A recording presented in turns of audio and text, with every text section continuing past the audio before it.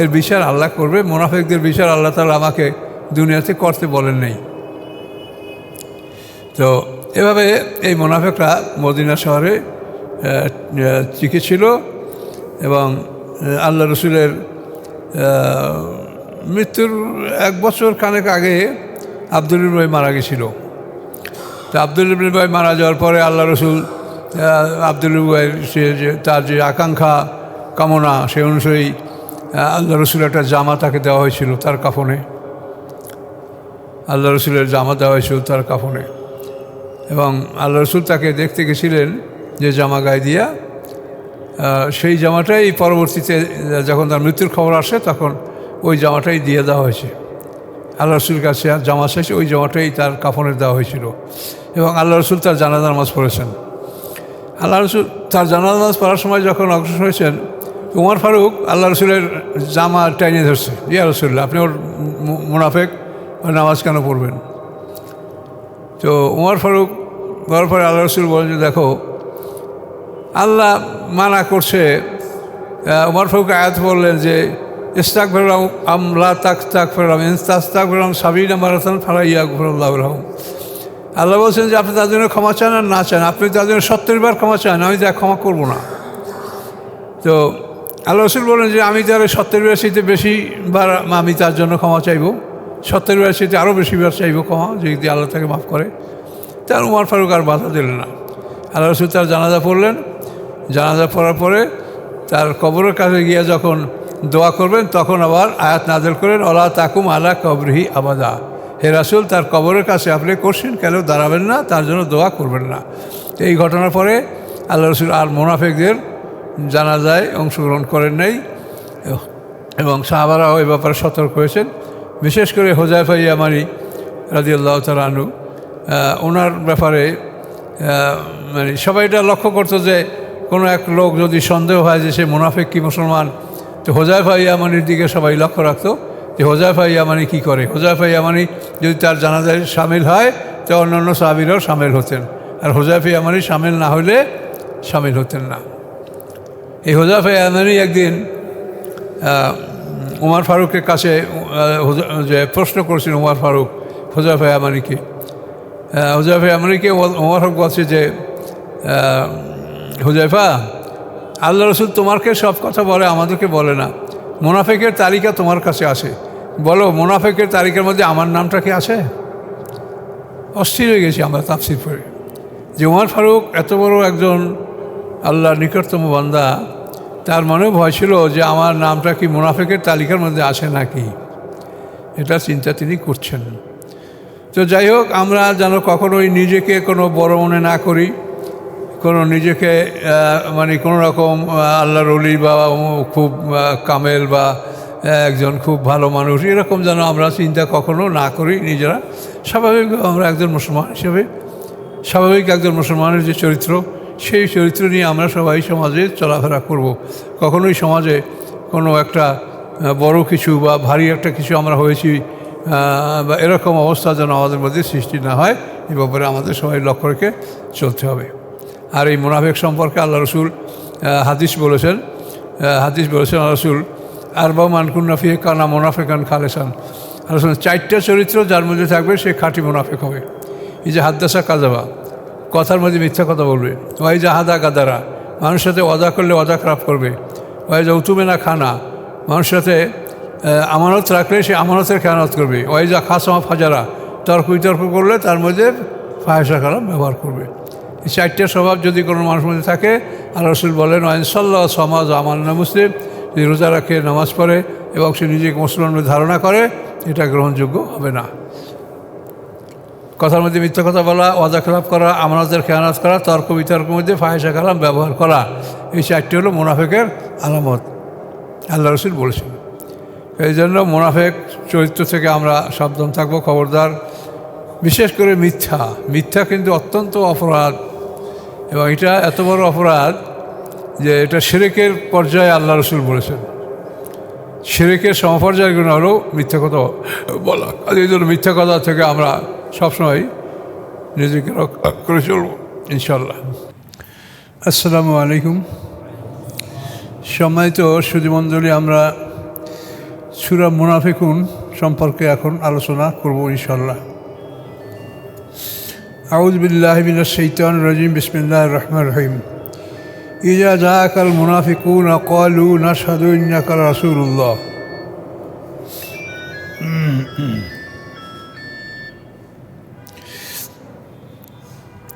আল্লাহ রাব্বুল আলামিন বলেন, ইজা জাআকাল মুনাফিকুনা, যখন আপনার কাছে আসবে মুনাফিকরা, কলু, তারা বলবে, নাশহাদু ইন্নাকা রাসূলুল্লাহ, আমরা সাক্ষী দিচ্ছি যে আপনি নিশ্চয়ই আল্লাহ রসুল। আল্লাহু ইয়ালামু ইন্নাকা রাসূলু, আল্লাহ জানেন যে অবশ্যই আপনি আল্লাহ রাসূল। আল্লাহু ইয়াশহাদু ইন্নাল মুনাফিকিনা কাযিবুন, আল্লাহ সাক্ষী দিচ্ছেন যে মুনাফিকরা মিথ্যাবাদী, মুনাফিকরা সত্য বলে না। তো মুনাফিকদের সাক্ষীকে আল্লাহ তাআলা সরাসরি মিথ্যা বলে প্রত্যাখ্যান করেছেন। তো এতে শানে নজুল আছে, শানে নজুল আমরা ভিতরে পাবো ইনশাআল্লাহ। ওটা পেলেই আমরা সব জিনিস আমাদের কাছে ক্লিয়ার হবে। তাতে তর্জমা হলো, ইজা জাআকাল মুনাফিকুনা ক্বালু নাশহাদু ইন্নাকা রাসূলুল্লাহ, যখন আপনার কাছে মুনাফিকরা আসে তখন তারা বলে, আমরা সাক্ষী দিচ্ছি নিশ্চয়ই আপনি আল্লাহর রসুল। আল্লাহু ইয়ালামু ইন্নাকা রাসূলু, আল্লাহ ভালো জানেন যে আপনি তার রাসূল। আল্লাহু ইয়াশহাদু ইন্নাল মুনাফিকিনা কাযিবুন, আল্লাহ সাক্ষী দিচ্ছে যে মুনাফিকরা মিথ্যাবাদী, মুনাফিকরা সত্য বলে না। ইত্তাখাযু আইমানাহুম জুন্নাহ, তারা গ্রহণ করে তাদের শপথগুলিকে ঢাল হিসাবে, তাদের শপথ করে এটা তারা ঢাল হিসেবে ব্যবহার করে। ফাসাদ্দু আন সাবিলিল্লাহ, তারা বাধা দেয় মানুষকে আল্লাহর রাস্তা হতে। ইন্নাহুম সাআ মা কানু ইয়ামালুন, নিশ্চয়ই অতি নিকৃষ্ট যা তারা আমল করতেছিল। এই মুনাফিকদের কাজ অতি খারাপ, অতি নিকৃষ্ট। যালিকা বিআন্নাহুম আমানু সুম্মা কাফারু, এটা এই জন্য যে নিশ্চয়ই তারা ঈমান এনেছে, সুম্মা কাফারু, তারপর কুফরি করেছে। ফাতুবিআ আলা কুলুবিহিম, অতঃপর মোহর মেরে দিয়েছেন আল্লাহ তাআলা তাদের অন্তরের উপরে। ফাহুম লা ইয়াফকাহুন, তারা বুঝতে সক্ষম হয় না, তারা বুঝতে পারবে না।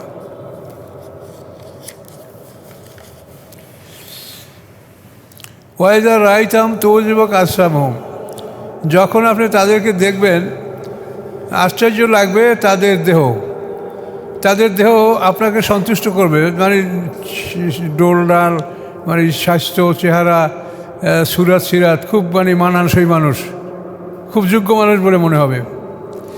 ওয়াইজা রাআইতাহুম, যখন আপনি তাদেরকে দেখবেন, তু'জিবুকা আজসামুহুম, খুশি করবে আপনাকে তাদের জিসম, তাদের শরীর। ওয়া ইয়াকুলু তাসমা'u লিকাউলিহিম, এবং যদি তারা কথা বলতে লাগে তা আপনি তাদের কথাও শুনবেন, তারা সুন্দর কথা বলতে পারে। কান্নাহুম খুশুব মুসান্নাদা, তারা হচ্ছে খুশুব মানে লকড়ি, কাঠ, মুসান্নাদা যা হেলান দিয়ে দাঁড় করে রাখানো হয়েছে, যে কাঠের কোনো শিকড় নাই, শিকড়বিহীন কাঠ, কোনো কিছুর সাথে হেলান দিয়ে ট্যাগ দিয়ে দাঁড়া করে রাখা হয়েছে। ইয়াহসাবুনা কুল্লা সাইয়াতিন আলাইহিম, তারা ধারণা করে প্রত্যেকটি আওয়াজ তার উপরে। যখনই কোরআনের কোনো আয়াত নাযিল হয় তখন প্রত্যেকটা আওয়াজই মনে করে তাদের উপরে, তাদের বুদ্ধি বোধহয় আল্লাহ কিছু নাযিল করেছেন। হুমুল আদব, তারা দুশমন। ফাযারহুম, তাদেরকে আপনি বর্জন করুন।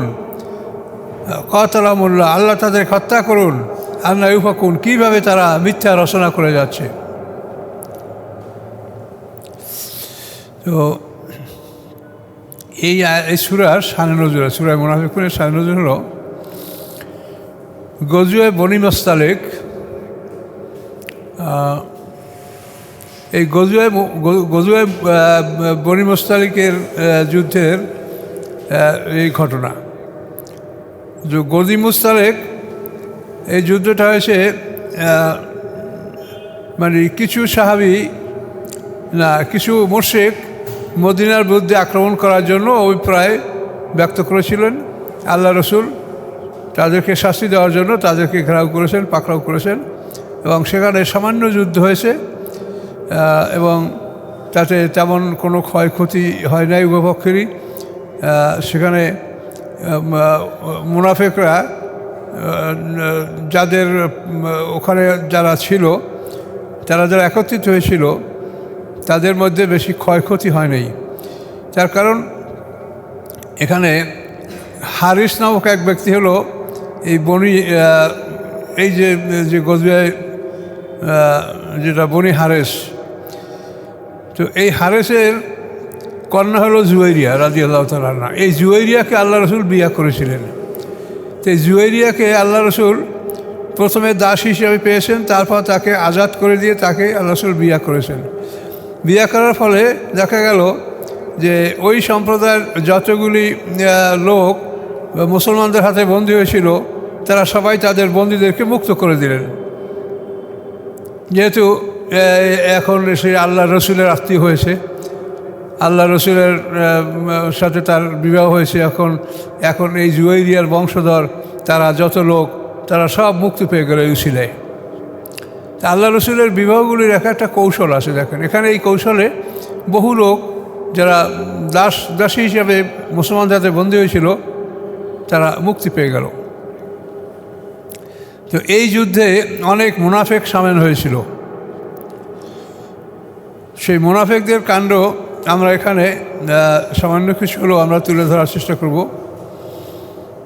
তো এই যুদ্ধ শেষে আল্লাহ রসুল ওই হারেসকে বলে দিলেন যে আপনি আপনার অঞ্চলের জাকাতের মাল এটা সব আপনি আদায় করবেন, উসুল করে জমা করবেন, এবং জমা করার পরে আমি লোক পাঠিয়ে দিয়া আপনার কাছ থেকে মালটা আমরা নেব।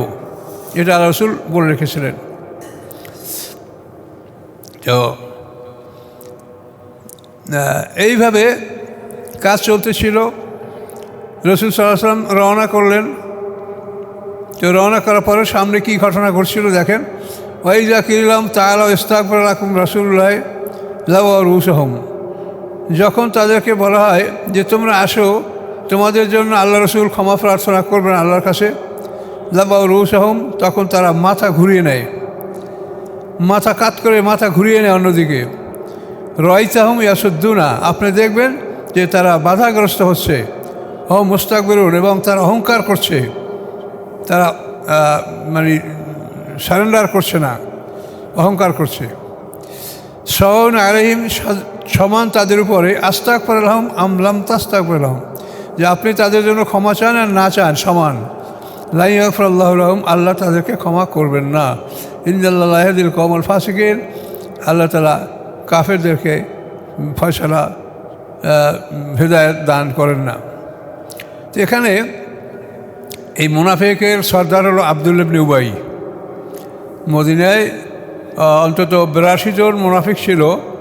তাদের নামের তালিকা আল্লাহ রসুল জানতেন, এবং সাহাবীদের মধ্যে একজন সাহাবী জানতেন, তার নাম হলো হুযায়ফা ইয়ামানি, উনি জানতেন, আর এটা সবাই জানতো না। তো এই জন্য এই মুনাফিকের ব্যাপারটা এটা সবাইকে জানানো হয় না, এটা আল্লাহ রসুল নিষেধ করেছে। যেটা সবাই জানলে ভিতরে আমাদের মধ্যে একটা গণ্ডগোল হবে, বা যারা রাগী মানুষ তারা তো মুনাফিকদের হত্যা করার চেষ্টা করবে, তা নিয়ে একটা ভিতরে অশান্তি সৃষ্টি হবে। এই জন্য এটা আল্লাহ রসুল জানানো বা কাউকে জানতে দেন নাই। ওই হুযায়ফা ইয়ামানি আল্লাহ রসুলের রাজদান সাহাবী, তিনি জানতেন, আর আল্লাহ রসুল জানতেন যে 82 জন মুনাফিক এই মদিনা শহরে রয়েছে। তো এই মুনাফিকরা কি গণ্ডগোলটা হয়েছিল শুনেন। চলার পথে কিছুদিন অগ্রসর হওয়ার পরে এমন একটা জায়গা আসলো যেখানে রাসূল সাল্লাল্লাহু আলাইহি ওয়াসাল্লাম এবং সাহাবায়ে কেরামরা বিশ্রাম করেছিলেন, এবং সেখানে সবার জন্য পানির ব্যবস্থা ছিল অল্প। তো এই জন্য ওমর ফারুকের জন্য পানি নেওয়ার জন্য লোক সেখানে নিয়োজিত আছে, তারা পানি নিতে চায়। আর আব্দুল্লাহ ইবনে উবাই মুনাফিক, সেও তো সর্দার, তারও খাদেম আছে, তারও পানি নেওয়ার জন্য লোকজন সেখানে উপস্থিত। এখন এই দুই দলের লোকজনের মধ্যে ঝগড়া হলো, কথা কাটাকাটি হলো। কথা কাটাকাটি হওয়ার ফলে যে আব্দুল্লাহ ইবনে উবাইয়ের যে লোক, এরা তো মদিনার আনসার, আব্দুল্লাহ ইবনে মুনাফিক হলো, এরা তো আনসার গ্রুপের লোক। তো এদেরকে ওমর ফারুকের যে খাদেম, সে তাদেরকে একটা চর মেরেছিল। চর মারার পরে এখন দুই দিকেই লোক জমা হয়ে গেছে। ওরা বলে আমাদেরকে মারছে, ওরা বলে আমাদেরকে মারছে, কিন্তু সবই রাসূলের সাহাবী, সবাই একত্রিত হয়ে আর মারামারি হয় নাই, ওখানে এই ঘটনাটা বন্ধ করে দেওয়া হয়েছে। কিন্তু আব্দুল্লাহ ইবনে উবাই এই বিষয়টা নিয়ে সে অনেক বিলম্বিত করেছে। সেই বিষয়টা নিয়ে বলাবলি করেছে যে আমরা মদিনার প্রধান, আমরা মদিনার অধিবাসী, আমরা এদেরকে স্থান দিয়েছি, কাজে এখন এরা আমাদের উপরে আঘাত করছে। একটা আরবিতে প্রবাদ আছে, সাম্মেন কালবাকা ইয়াকুলুকা, তোমার কুকুরকে তুমি খাওয়াইয়া মোটা করো, সে তোমাকে, ওই কুকুর তোমাকে খাবে। এইভাবে সে অনেকগুলি কথা বলছে যে আমরা এবার সম্মানিত মদিনারবাসী, তো আমরা এবার মদিনা শহরে গিয়া এই যে যারা মুহাজির, যারা আল্লাহ রসুলের সাথে হিজরত করে মদিনায় আসে, এদেরকে আমরা মদিনা থেকে বের করে দেব, এদেরকে আমরা মদিনা শহরে আর থাকতে দেব না। এই ধরনের সিদ্ধান্ত সে নিল। তো এই ধরনের কথা বলাবলি করার পরে এই কথাগুলি এক পর্যায়ে যায়েদ ইবনে আরকাম নামক একজন সাহাবী, অল্প বয়সী সাহাবী, যুবক যায়েদ ইবনে আরকাম, এই সাহাবী এই ঘটনাগুলি সব শুনেছেন। শোনার পরে এই ঘটনা আল্লাহ রসুলের কাছে গেছে যে এভাবে আব্দুল্লাহ ইবনে উবাইয়ের সাথে ওমর ফারুকের চাকর এবং আব্দুল্লাহ ইবনে উবাই তার চাকর, এই দুই চাকরের মধ্যে একটা মারামারি, মোটামুটি একটা থাপ্পড় মেরেছে, মানে মুহাজিররা আনসারদেরকেই থাপ্পড়টা মেরেছে। এটা অন্যায় কথা, এটা বড়। তো এই ব্যাপারে যখন এইভাবে কথা হয়েছে, তখন আল্লাহ রসুল, মানে জিনিসটা তার কাছে এতই খারাপ লাগছে যে এখানে আর আমরা থাকবো না। ইন্নাহাজি ওয়াদেন বিহি শয়তান, এই ওয়াদিতে, এই প্রান্তরে শয়তান অবস্থান করছে, এখানে আমরা থাকবো না, এখান থেকে চলো। অসময় আল্লাহ রসুল সাহাবীদেরকে যাত্রার অর্ডার দিলেন। এখন সাহাবীরা যারা সিনিয়র, তারা আপত্তি, ইয়া রাসূলুল্লাহ, এইটা তো যাত্রার সময় নয়, এটা আপনি আমাদেরকে যাত্রার অর্ডার দিলেন কেন? তখন আল্লাহ রসুল বলেন যে তোমরা কি বলেছো, তোমরা জানো না তোমাদের মধ্যে কী হয়েছে? বলে কী হয়েছে? বলে আব্দুল্লাহ ইবনে উবাই এই কথা বলেছে যে আমরা সম্মানিত, আমরা মদিনা শহরে গিয়ে যারা অসম্মানিত, অপমানিত, তাদেরকে শহর থেকে বের করে দেব, এরকম সে বলেছে। তো এখন আল্লাহ রসুল তো মুহাজির, আল্লাহ রসুল এবং যারা মক্কা থেকে হিজরত, সবাই তো মুহাজির, আনসার হলো মদিনার যারা লোক তারা। এখন এই কথা বলার পরে সিনিয়র সাহেবের উত্তর থেকে আব্দুল্লাহ উবাইকে ডেকেছে, জিজ্ঞাসা করে আপনি এই কথা বলেছেন যে আমরা সম্মানিত, আর যারা আমাদের কাছে হিজরত করে আসে তারা অপমানিত, তাদেরকে আমরা মদিনা শহর থেকে বের করে দেবো ইত্যাদি বলেছেন? না, আল্লাহর কসম আমি কথা বলিনি। এই হলো মুনাফিকের লক্ষণ। দেখেন, আল্লাহর কসম করে বললো যে আমি এই কথা বলি নাই। এখন কি করবেন বলেন? এখন আল্লাহ রসুলকে যে খবর দিয়েছে সাহাবী যায়েদ ইবনে আরকাম, এই যায়েদ ইবনে আরকাম কত গুরুত্বপূর্ণ সাহাবী। এই যে মক্কাতে যে বাড়িতে আল্লাহ রসুল সাহাবায়ে কেরামদেরকে নিয়ে বসতেন এবং তালিম দিতেন, দারে আরকাম, আরকাম রাদিয়াল্লাহু বাড়ি, ওই দারে আরকাম, ওই আরকাম রাদিয়াল্লাহু ছেলে হলো যায়েদ ইবনে আরকাম, খুব বিখ্যাত ব্যক্তি। কিন্তু উনি বয়স কম। এখন সবাই ওনার দিকে তাকায় যে উনি এগুলা আল্লাহ রসুলের কাছে বলছে, কিন্তু যায়েদ ইবনে আরকাম লজ্জায় কিছু বলতেছে না। এত বড় সিনিয়র লোক, এত বড় বড় মুরব্বী, তারা এইভাবে কথা বলছে, আল্লাহর কসম বলি নাই, তা আমি এই যে প্রতিবাদ করতে যাব। উনি আর প্রতিবাদ করতে গেলেন না, উনি চুপ করে থাকলেন। তখন অনেক সাহাবীরা মনে মনে ভাবলেন যে ইয়া রাসূলুল্লাহ, যায়েদ ইবনে আরকাম অল্পবয়সী মানুষ, তো ওটা ভুলও শুনতে পারে বা ভুলও হইতে পারে, কিন্তু আল্লাহ রসুলের জ্ঞান, তিনি তো আল্লাহর পক্ষ থেকেই জ্ঞান লাভ করে থাকেন, কিন্তু তিনি এগুলো কিছুই পছন্দ করলেন না। তিনি বলেন যে না, এখানে আমরা থাকবো না, এখানে যেতেই হবে, চলো। এই রওনা করে চলা হলো। এখন এই চলার পথে যে সব ঘটনা ঘটেছে টুকটাক, সেগুলো আমরা আলোচনা করব। এখানে এক ঘটনা হলো যে আব্দুল্লাহ ইবনে উবাই, এই আয়াত যখন কোরআনের নাজেল হয়, তখন আব্দুল্লাহ ইবনে উবাই তো সে অবাক যে তার ব্যাপারে এই সমস্ত কথা নাজেল হয়েছে। এই যে কী বলা হয়েছে, ওয়াইজা কিরলাম তাআলাও, যখন তাদেরকে বলে আসো, ইয়াস্তাগফির লাকুম রাসূলুল্লাহ, আল্লাহ রসুল তোমার জন্য ক্ষমা প্রার্থনা করবেন, লাওয়া রুউসহুম, তখন তারা মাথা ঘুরিয়ে নেয়। রাইতাহুম ইয়াসুদ্দুনা, আপনি দেখবেন তাদেরকে যে তারা অপরদিকে চলে যাচ্ছে ও মুস্তাকবিরুন, এবং তারা অহংকার করছে। রসুলের কাছে আসো, তুমি তওবা করো, সত্য স্বীকার করো। না, আমি এটা করব না। শেষ পর্যন্ত আব্দুল ইবনে বলল যে তোমরা যা বলছো সব কিছু করেছি, এখন কি করব? এখন কি মুহাম্মদ সাল্লামকে আমি সেজদা করব? এরকম কথা সে বলছিল আব্দুল ইবনে উবাই। আল্লাহ বলছেন সাওয়াউন আলাইহিম আস্তাগফিরুল্লাহ লাহুম আম লাম তাস্তাগফির লাহুম, সমান তাদের উপরে যে আপনি তাদের জন্য ক্ষমা চান অথবা তাদের জন্য ক্ষমা না চান, লা ইয়াগফিরুল্লাহু লাহুম, আল্লাহ তাদেরকে ক্ষমা করবেন না। ইন্নাল্লাহা লা ইয়াহদিল কওমাল ফাসিকিন, আল্লাহ তাআলা ফাসিক সম্প্রদায়কে হেদায়েত দান করেন না। হুমুল্লাযিনা ইয়াকুলুনা, তারা হলো সেই কাফের যারা বলে লা তুনফিকু আলা মান ইনদা রাসূলিল্লাহ, তোমরা ব্যয় করো না তাদের উপরে যারা আল্লাহ রসুলের পক্ষ থেকে আসছে। আল্লাহ রসুলের পক্ষ অর্থাৎ যারা মুহাজির, তাদের উপরে তোমরা সম্পদ ব্যয় করো না। হাত্তা ইয়ানফাদ্দু, এমনকি তারা চলে যেতে বাধ্য হবে। তোমরা আনসার যদি তাদেরকে সাহায্য না করো তাহলে তারা চলে যেতে বাধ্য হবে। ওয়ালিল্লাহি খাযাইনুস সামাওয়াতি ওয়াল আরদ, আল্লাহ বলেন আকাশ পৃথিবীর সম্পদের মালিক আল্লাহ। কি তোমরা মালিক যে তোমরা একজনের খাদ্য দিবা না আর তারা অনাহারে থাকবে? তোমরা মালিক হয়েছ? ওয়ালাকিন্নাল মুনাফিকিনা লা ইয়াফকাহুন, কিন্তু মুনাফিকরা তা বোঝে না। ইয়াকুলুনা, তারা বলে লা রাজানাল মদিনাতে, যদি আমরা ফিরে যাই মদিনায়, লা ইখরুজান্নাল আ'আজ্জু মিনাল আজাল, অবশ্যই বের করে দেবে সম্মানিতরা অপমানিতদেরকে। সম্মানিত হলো আনসার আর অপমানিত হলো মুহাজির।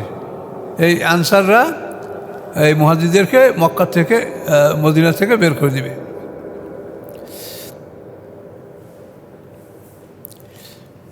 লা ইখরুজান্নাল আ'আজ্জু মিনাল আজাল ওয়ালিল্লাহিল ইজ্জাতু ওয়ালি রাসূলিহি, অথচ সমস্ত সম্পদ ইজ্জতের মালিক আল্লাহ এবং তার রসুল। ওয়ালিল মুমিনিন, এবং ইজ্জতের মালিক হলো মোমেনরা। তাহলে ইজ্জতের মালিক হলো আল্লাহ এবং রাসূল এবং মোমেন, এরা সম্মানের অধিকারী। ওয়ালাকিন্নাল মুনাফিকিনা লা ইয়ালামুন, কিন্তু মুনাফিকরা তা জানে না। ইয়া আইয়ুহাল্লাযীনা আমানু, হে ঈমানদারগণ, লা তুলহিকুম আমওয়ালুকুম ওয়া আওলাদুকুম আন যিকরিল্লাহ, তোমাদেরকে যেন গাফেল না করে তোমাদের মাল আওলাদ আল্লাহর জিকির হতে। তোমাদের মাল আওলাদের চিন্তায় যেন তোমরা আল্লাহর জিকির হতে তোমরা গাফেল না থাকো, খবরদার। ওমান ইয়াফআল যালিকা ফাউলাইকুমুল খাসিরুন, যারা এভাবে করবে তারা ক্ষতিগ্রস্ত হবে। ওয়ানফিকু, এবং ব্যয় করো তোমরা মিম্মা রাযাকাকুমুল্লাহু, যা তোমাদেরকে আল্লাহ রিজিক দিয়েছেন, মিন ক্বাবলি আইয়াতি আহাদাকুমুল মাউত, তোমাদের কারো কাছে মৃত্যু আসার পূর্বে তোমাদেরকে যে আল্লাহ সম্পদ দান করছে তা হতে তোমরা ব্যয় করো। ফায়াকুলু, তখন সে বলবে রব্বি লাউলা আখারতানি ইলা আজালিন করিব, হে আল্লাহ যদি আমাকে এক মুহূর্ত সময় দেন, ফাআসাদ্দাকা, আমি সৎকা করবো, আকুম মিনাস সালিহিন, আমি নেককারদের অন্তর্ভুক্ত হয়ে যাব। ওয়ালা ইউআখিরুল্লাহু নাফসান ইযা জাআ আজালুহা, কখনোই অবকাশ দেবেন না আল্লাহ তাআলা কোনো মানুষকে যখন তার আজাল আসবে, মৃত্যু আসবে। আল্লাহু খাবীরুম বিমা তা'মালুন, আল্লাহ তাআলা খবর রাখেন যা তোমরা জানো, যা তোমরা আমল করো এসব সম্পর্কে আল্লাহ খবর রাখেন। এখানে এই মুনাফিকের এক ঘটনা বলা হলো, এখানে আরও এক ঘটনা আছে যে এখানে এফকের কথা, এটা তো আমরা সূরা নূরের মধ্যে আলোচনা শুনেছি। এফ যে আল্লাহ রসুলের স্ত্রী আয়েশা সিদ্দিকার ব্যাপারে যে মিথ্যা রচনা করা হয়েছিল, তাও কিন্তু এই যুদ্ধের মধ্যে এটা হয়েছিল। তো সেটা আমরা থাকে অন্য একটা ঘটনা সংক্ষেপ, সেটা আমরা বলি। সেখানে ঘটনা হলো আল্লাহ রসুল যে রাগ করে সফর করলেন, যে চলো, তো এই সফর করতে আল্লাহ রসুল আদেশ দিয়েছেন সারাদিন, তারপরে সারা রাত সফর করার তারপরে পরের দিনও সফর কোনো মানে স্টপেজ নাই, কোনো রকমের বিরতি নাই, চলতেই আছে।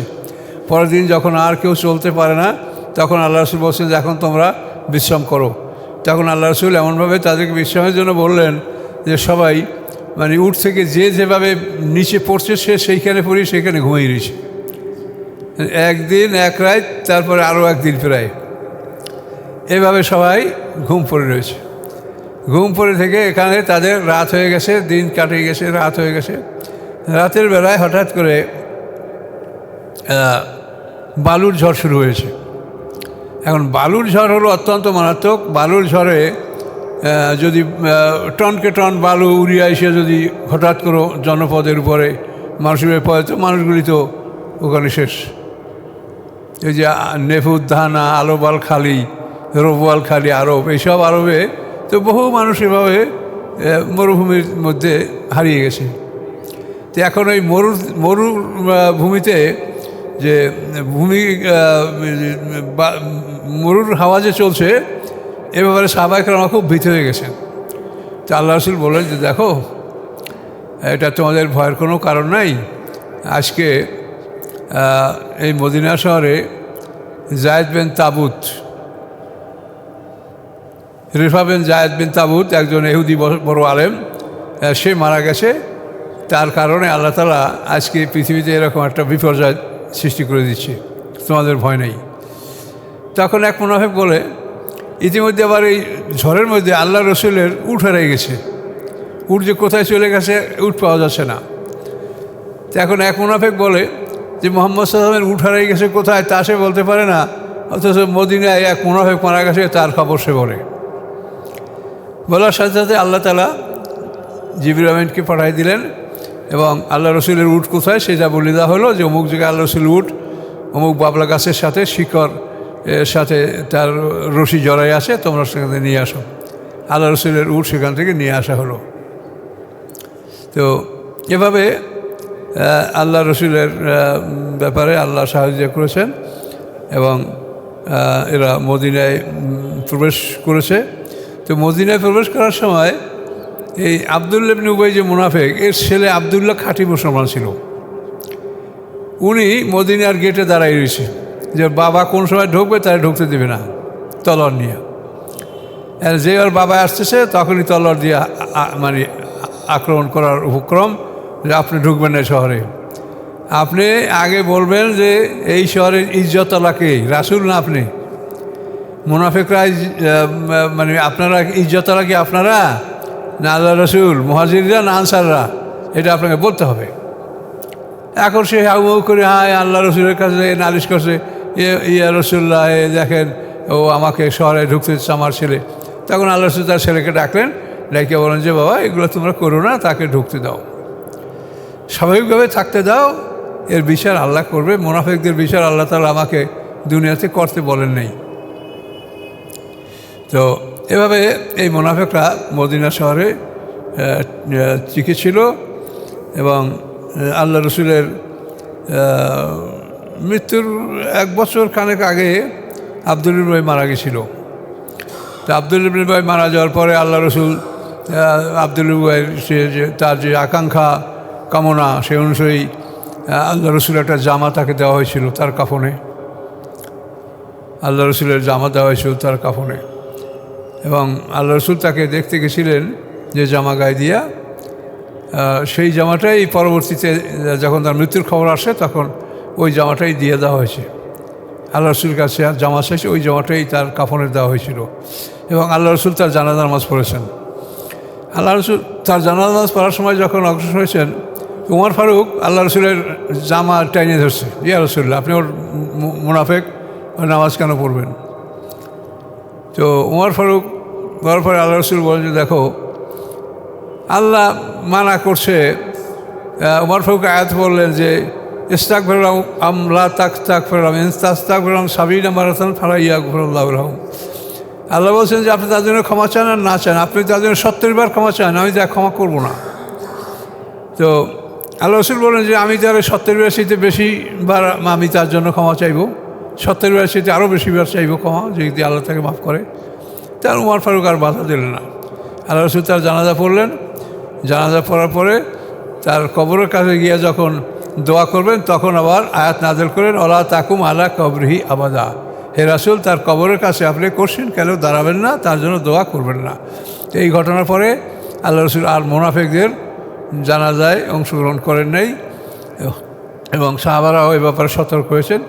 বিশেষ করে হুযায়ফা ইয়ামানি রাদিয়াল্লাহু তাআলা আনহু, ওনার ব্যাপারে মানে সবাই এটা লক্ষ্য করতো যে কোনো এক লোক যদি সন্দেহ হয় যে সে মুনাফিক কি মুসলমান, তো হুযায়ফা ইয়ামানির দিকে সবাই লক্ষ্য রাখতো যে হুযায়ফা ইয়ামানি কী করে। হুযায়ফা ইয়ামানি যদি তার জানাজায় সামিল হয় তো অন্যান্য সাহাবীরাও সামিল হতেন। আর হুযায়ফা ইয়ামানি সামিল না হলে সামিল হতেন না। এই হুযায়ফা ইয়ামানি একদিন উমর ফারুকের কাছে যে প্রশ্ন করেছেন উমর ফারুক হুযায়ফা ইয়ামানিকে, হুযায়ফা ইয়ামানিকে উমর ফারুক বলছে যে হুযায়ফা, আল্লাহ রসুল তোমাকে সব কথা বলে, আমাদেরকে বলে না। মুনাফিকের তালিকা তোমার কাছে আসে, বলো মুনাফিকের তালিকার মধ্যে আমার নামটা কি আছে?